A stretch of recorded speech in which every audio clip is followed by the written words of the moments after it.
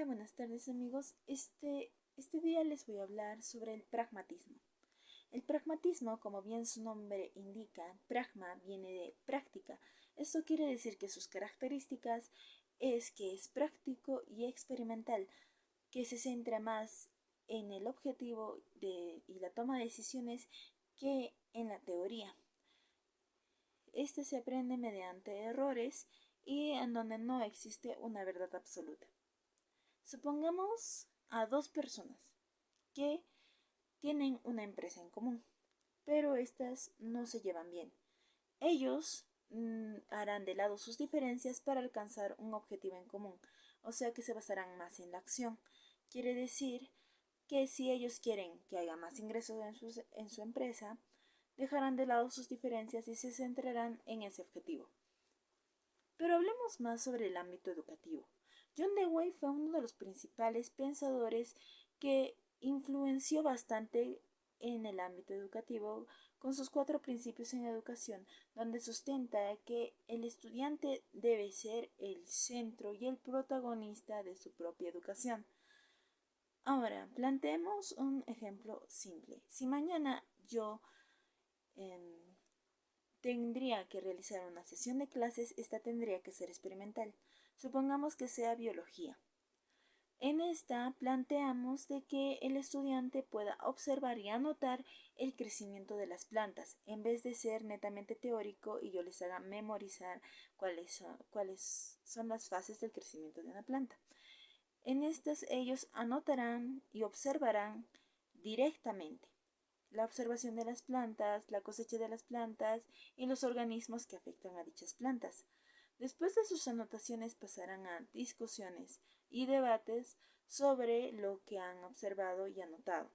Y ellos mismos se darán soluciones, se darán nuevas preguntas e incluso se fomentará a que el estudiante sea más curioso sobre, sobre este tema. Ahora, John Dewey afirma de que la educación tiene que ser interdisciplinaria y continua.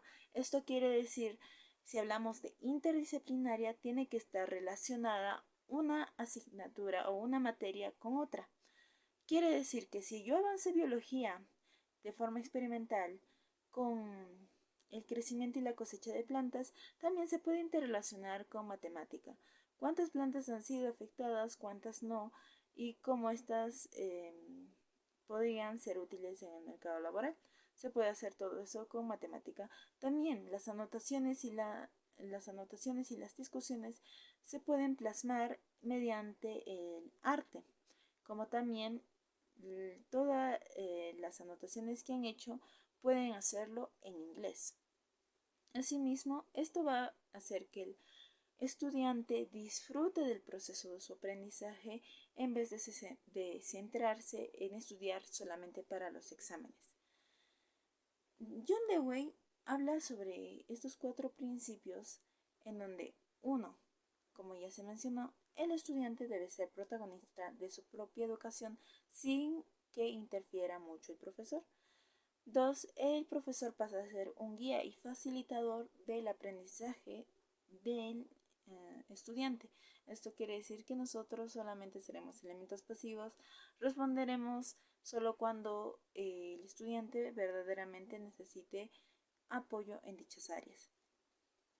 John Dewey afirma de que el estudiante tiene que estar involucrado en el contexto de su realidad. Esto quiere decir de que el estudiante tiene que tener iniciativa tanto política en la sociedad como en sus estudios, así generando que ellos se den cuenta sobre la realidad y el contexto en el que viven.